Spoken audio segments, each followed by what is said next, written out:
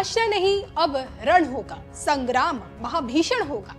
जगतगुरु स्वामी रामभद्राचार्य के यही अल्फाज दुनिया के कानों में उस वक्त गूंजे थे जब तिरुपति के लड्डू प्रसादम में सुअर की चर्बी मिलाई जाने की बात सामने आई और इस पूरे विवाद को लेकर देश का संत समाज आक्रोशित नजर आया। लेकिन अब जब महाकुंभ संपन्न हो चुका है, खत्म हो चुका है, संगम नगरी से संतों की वापसी हो चुकी है, ऐसे में युद्ध की रणभेरी बजने की तैयारी क्यों है?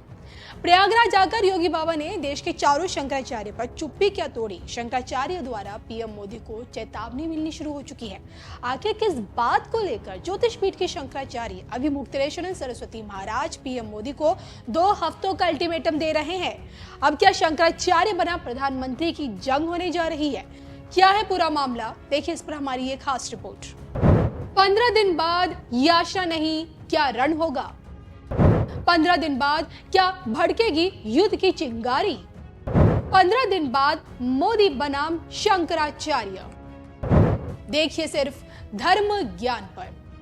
इस पूरे महाकुंभ में ज्योतिष पीठ शंकराचार्य ने डे 1 से योगी सरकार को आगाह किया। सबसे पहले त्रिवेणी के जल पर सवाल उठाए, पूछा कि क्या गंगा आचमन और स्नान करने के लायक है। फिर मौनी अमावस्या पर हुए हादसे को लेकर योगी सरकार पर मृतकों की संख्या छुपाए जाने का भी आरोप लगाया। प्रशासनिक व्यवस्थाओं से इस कदर क्रोधित हुए कि सीधे योगी को गद्दी से हटाई जाने की भी मांग कर डाली। ये तक कहा कि अपना किया भोगना पड़ेगा, 27 में योगी आदित्यनाथ को नहीं जिताएंगे। और जब पूर्णिमा बीत गई उसके बाद के महाकुंभ को उन्होंने सरकारी महाकुंभ भी बताया। मतलब बिल्कुल साफ है कि इस पूरे महाकुंभ में योगी बाबा स्वामी अभिमुक्तेश्वर सरस्वती महाराज के निशाने पर रहे। लेकिन अब जब सोचिए महाकुंभ खत्म हो चुका है, अभिमुक्तेश्वर महाराज अपने धाम लौट गए हैं, तो एक बार फिर युद्ध की चिंगारी भड़क रही है। इस बार मुकाबला किसी और से नहीं बल्कि देश के प्रधानमंत्री नरेंद्र मोदी से है। गौ माता की ढाल बने शंकराचार्य अभिमुक्तेश्वर सरस्वती महाराज एक्शन में है, जो कि पिछले साल राजधानी दिल्ली में गौ सांसदों की संसद आयोजित की थी। उन्होंने गौ हत्या पर परमानेंट बैन लगाने के लिए गौ माता को पशु की श्रेणी से निकालकर राष्ट्र माता का दर्जा दिलाने के लिए भारत भ्रमण किए शंकराचार्य ने गौ प्रतिष्ठा आंदोलन का नेतृत्व किया था। पिछले 1.5-2 सालों से ज्योतिष पीठ शंकराचार्य गौ माता के अस्तित्व के लिए लड़ रही हैं। और अब जब सोचिए मोदी सरकार की तरफ से कहीं कोई रिस्पॉन्स नहीं है, बीफ बैन को लेकर सरकार की अस्पष्ट स्थिति है और ऐसे में एक्शन मोड में आई शंकराचार्य को बस 15 दिनों के खत्म होने का इंतजार है।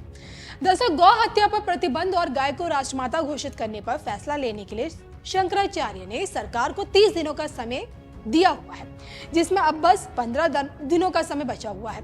और इन 15 दिनों में अगर शंकराचार्य की मांगों पर सरकार की तरफ से कहीं कोई रिस्पांस नहीं आता है, कहीं कोई प्रतिक्रिया नहीं आती है, तो फिर सरकार के खिलाफ शंकराचार्य का रण दिखेगा। गौ हत्या को लेकर सरकार को अल्टीमेटम दे चुके स्वामी अभिमुक्तेश्वर सरस्वती खुलकर बोल चुके हैं। हम पिछले 1.5 साल से गौ माता को राष्ट्रमाता घोषित करने के लिए आंदोलन चला रहे हैं। अब हमने निर्णय लिया है कि हम 33 दिनों की पदयात्रा निकालेंगे। ये यात्रा 17 मार्च को दिल्ली जाकर खत्म होगी और ऐसे में केंद्र सरकार के पास फैसला लेने के लिए 33 दिनों का समय है। अगर वो कोई फैसला नहीं लेते हैं तो हम 17 मार्च को शाम 5 बजे के बाद कोई कड़ा निर्णय जरूर लेंगे। हम मान लेंगे कि सरकार गौ हत्या जारी रखना चाहती है। तो सोचिए 15 दिनों में अगर सरकार द्वारा कोई फैसला नहीं लिया जाता तो फिर एक्शन में आए स्वामी अभिमुक्तेश्वर सरस्वती महाराज क्या सच में पीएम मोदी से युद्ध करते हुए नजर आएंगे? शंकराचार्य के पद पर आसीन स्वामी अभिमुक्तेश्वर सरस्वती महाराज जी किस प्रकार से मोदी को गौ हत्या पर रोक लगाने के लिए मजबूर कर सकते हैं?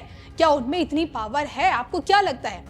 अब ये तो देखने वाली बात होगी, लेकिन आप क्या सोचते हैं? कमेंट करके बताइएगा।